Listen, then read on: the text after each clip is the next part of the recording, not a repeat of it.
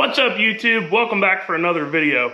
Today we're going to do a little bit of work to the fossil here. Like I said in my last video, I have a couple things to do to get it ready for the Beech Bend race in Bowling Green, Kentucky. And one of those things on that list is updating some certifications. So the seat belts in a race vehicle and the window net are only good for 2 years. Mine happened to run out at the end of June here, June 30th. So unfortunately come up just a couple days short and have to get these things pulled out and send back to Stroud so they can recertify these things. Can't say that I agree with this 2-year certification rule, but it is what it is. The powers that be in the NHRA and with SFI have determined that that is the allotted timeline. So I'm going to get to work pulling these things out. Not a super hard job to get the seat belts out of this thing, but the worst thing for me is that I actually have to pull the whole seat out because I use the factory seat belt mounts for the lap belts. So their seat is basically mounted directly on top of those locations. So luckily the seat comes out pretty easily. It's just 4 bolts. Shouldn't be too big a deal, but just adds a little bit of level of complexity to this thing. And then the window net comes out pretty easily, just 2 bolts. That thing slides out. So gonna get to work on this thing, getting this stuff out so I can get it boxed up and heading back to Oklahoma to go get some research from Stroud. If you're questioning on your window net how much time is left on the cert, it'll be on this SFI tag here. So see, mine says June 2023. That means when it is expired. And it says here valid until June of 30, 2023. Comes apart pretty easily. There's a bunch of different ways that you can make these things, but mine just has this tube with a seatbelt buckle basically welded on it. When it's installed in the chassis here, it goes up into that tube and then clicks up into that. So taking this part of it out is a breeze. And then the only thing is these 2 9/16 bolts on either end of this tube that holds the net actually to the door bar here.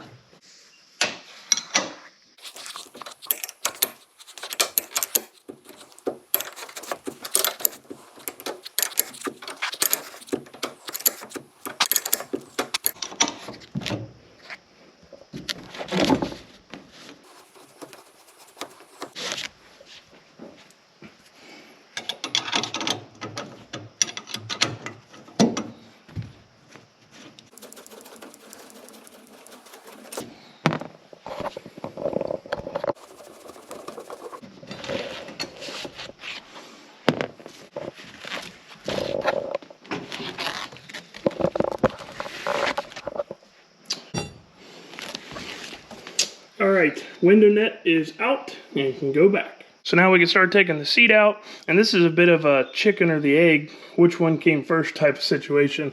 It's easier to start pulling the belts out before you start pulling the seat out, but it's also easier to start pulling the seat out before you start pulling the belts out. So I think my easiest way of attack here is just going to be taking the actual buckles off, sliding those through, then I can pull the seat loose. Once I get the seat moved forward, then I can get to all the seat belt stuff and get pulling that out.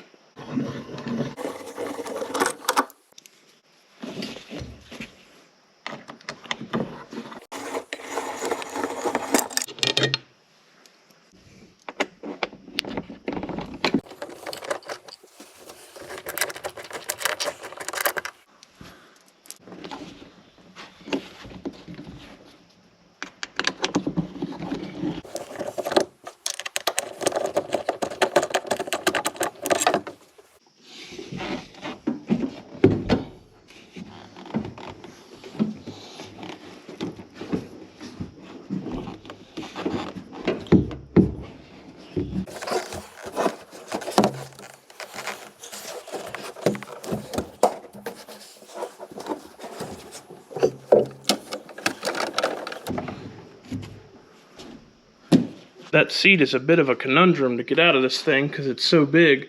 If I ever update this to a 25.4 or 25.6 chassis, I'm going to have a heck of a time with that. But we'll cross that road when we get there. You can see how the seat belts use the factory bolt locations on the lap belts there. And then these are really simple. These always just bolt onto the back of your cage here with a 1/2-inch bolt. So get these things pulled out and then we will be done with this project.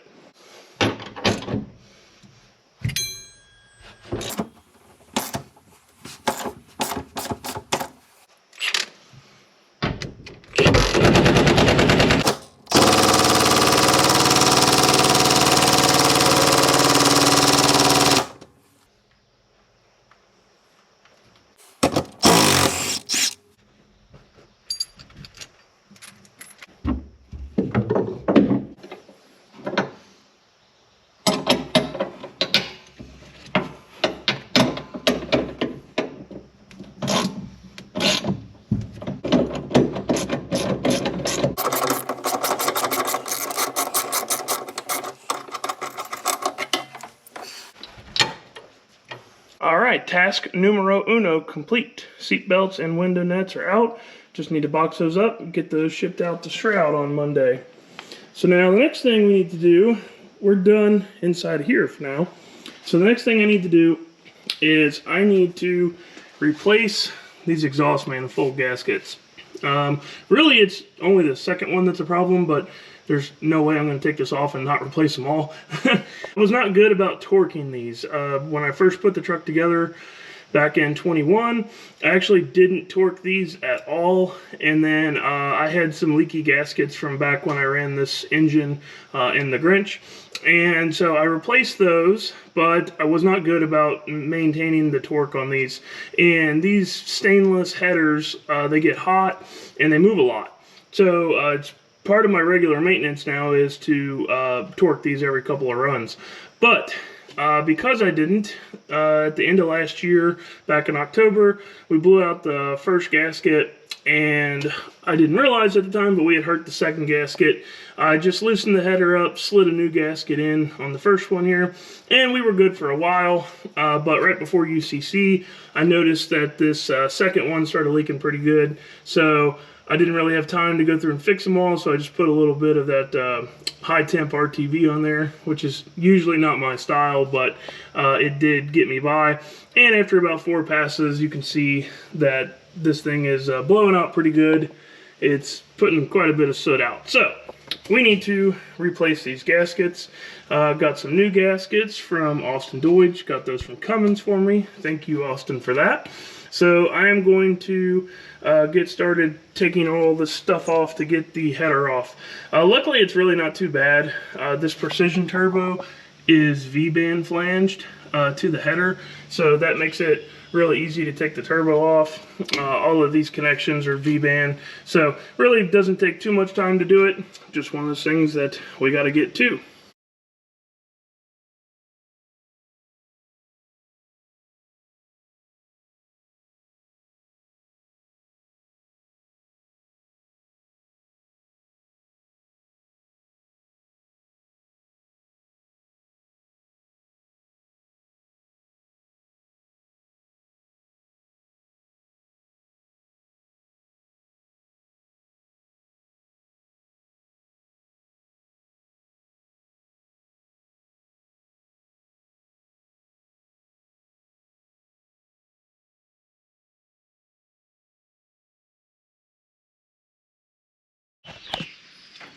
So it looks like number 1 gasket was torched and number 3 was starting to go, but it wasn't fully torched through like that one was. The rest of the gaskets actually look okay. And if you come over to the header here, you can see where it was fire slotting it right there. Luckily it's not actually like fire slotted like it would on like a aluminum cylinder head or anything. It's just, you can see where it was torching it out right there. You can see it was leaking a little bit in the corner. And then I think that the second one wasn't actually leaking. I think it was just fire slotted out this one so bad that it was blowing the soot all over all of this. And the only other one that I really see that was for sure leaking was that number 4, where it was trying to blow out right there. And then 5 looks okay, and 6 is a little questionable. but I didn't see really any soot on the firewall, so I think really just 1 and 4 were really the main issue. I've had this flange back at a local machine shop, D&D Engine, over in Cincinnati, and they've put it on a flat sander before for me and made sure that it was flat. So I'm not sure yet if I'll take it back to them again, since I have a little bit of time, and see if they'll put it on, check it for me, and then put it on the sander and make sure it's flat. But I know that's a big deal when it comes to keeping gaskets alive, is having a really good flat surface for the gaskets. You can see I use these multi-layer gaskets because if you have any question at all, if your flange isn't perfectly flat, the head's not perfectly flat, they say that you want to use these multi-layer gaskets. I have hypothesized that possibly the multi-layers are what is aiding in blowing the gaskets, but I don't want to switch yet. I would like to put it back together, make sure everything's flat, all new multi-layer gaskets, and then stay up on the torque regiment of it. And then if I continue to have this problem, maybe try a different gasket. In the meantime, I'm going to get all the gaskets pulled off of here, get all of the red RTV cleaned up off of this thing. As you can see, there's a lot of soot on the block. Get all of that cleaned up and do a little housekeeping while I'm in here. Clean some of this stuff up. Really, it's about impossible to clean that firewall with the turbo on it, so now would be a good time to do a little housekeeping, a little maintenance, get everything cleaned up, shined up, and tip-top shape, ready to go. So before I took the header over to the machine shop to get it checked out, I went over to my dad's body shop and hit it with a board file. Basically, it's just a long block that you would use for sanding body panels to get them nice and flat and straight. And I just ran over it with some 40 grit, and it was actually really super straight. It was just dirty. So went over it with the block with the 40 grit, and then some 80, and then some 180, and you can see it cleaned up really nice. So good and flat still. So that's ready to go on. And then I came over here, cleaned up the gasket surface, got that ready to go, did a little cleanup while I was in here, and so now we can put the header back on. Oh, turbo and manifold is back on. Ended up using a little bit of, what do they call that stuff, the copper gasket stuff, ultra copper that Permatex makes, just to give it a little bit of added protection against blowing the gaskets out again. I know a lot of turbo guys in the gas world that use that stuff. Since this is a copper head gasket, we actually use that on the head gasket. Knock on wood, haven't had any problems out of it. So figured for a little safety measure, I'd just go ahead and put some on the new gaskets. So got the turbo back on. Everything's all back hooked up, and the seat belts are in from Stroud. So the next thing we're going to do is move inside and get the seat belts and the window net put back in. Seat is back in, got our new seat belts in, got our fresh date on our window net here. Same with the belts. We're good to December of 2025 now. Shout out to Stroud for getting these things turned around really quick for me too. Appreciate that. So after I got all of the mandatory repair items done and taken care of, the seatbelts done, the header fixed, all that stuff, I wanted to spend some time going over the chassis of the truck. If you've been following along with me for a while now, you know that that is a reoccurring theme of mine. I like to check everything over a lot, nut and bolt everything, just make sure nothing's working loose. These things vibrate, shake a lot. You put them through a lot of abuse. Every now and then you'll find some stuff loose when you go over this stuff. But I really wanted to check and make sure that both axles were square in the chassis. That's something that I also check. If you find one that was square before and then all of a sudden it's out a little bit, that's usually a good indication that maybe you're beating up a hind joint or there's some bigger problems that you need to look at. So I like to do that periodically. I wanted to check my preload again, see where all that stuff was. And I was having a conversation with some no prep friends of mine, and we were talking about caster, and it sparked me to want to recheck my caster, not only at ride height, but at full extension. I don't run a lot of front extension on this. I only use about 2.5 inches, but anytime the front is extending, your caster is changing, and I have never actually checked it at full extension. So if you remember back when we had all those chassis videos and I talked about caster, ideal caster, what to set it at, how to set it, all that stuff, then you've heard me throw out that number 7. 7 degrees of caster is a good starting point. Really anything closer to 0 than that, and the front axle wants to be nimble, wants to be able to turn very easily, and that's the opposite of what we want. We want it to be laid back so that way it wants to naturally go as straight as possible. So at ride height, I had 7 degrees of caster, and then at 2.5 inches of extension, which is about full extension for how I run the truck, it was actually about 4.8 degrees of caster. So even though it only extended 2.5 inches, it lost 2.2 degrees of caster. So I wanted to play with that to get that a little bit closer to that 7 number that we're shooting for. By doing that, you need to lengthen the bottom 4-link bar, in my case, and shorten the top 4-link bars. So I was able to do that, and I was able to get it at 8.5 degrees of caster at ride height, and then about 5.8 or so at full extension. So still not perfect, but a lot better than what it was. Really, if I could go a little bit more with my caster before my front pinion angle starts getting too out of whack. But in order to do that, I'd have to build some new 4-link bars, which I do plan to do in the future. But for the time being, I was able to max effort, get everything that I could out of it to get our caster a little bit better. And then the front 4-link, or the front axle, was perfectly square. Everything was good there. Just double checked it, make sure that I had neutral in the front, no preload of any sort. And then went to the back, checked the back axle, and just the ever so slight amount of what we would call rear steer in it, maybe about a 1/16 of an inch that the axle was actually out of square. It was probably a little bit less than a 1/16 of an inch. When I check this stuff, I am using what's called a tram gauge. My dad is a body man. He does collision repair. He's got a frame rack with all kinds of fancy measuring tools. And a tram gauge is super simple. It's basically just a big set of calipers that you can lock in place. And I'm going to do a whole video in the future explaining how to measure to make sure that your axle is square in the vehicle.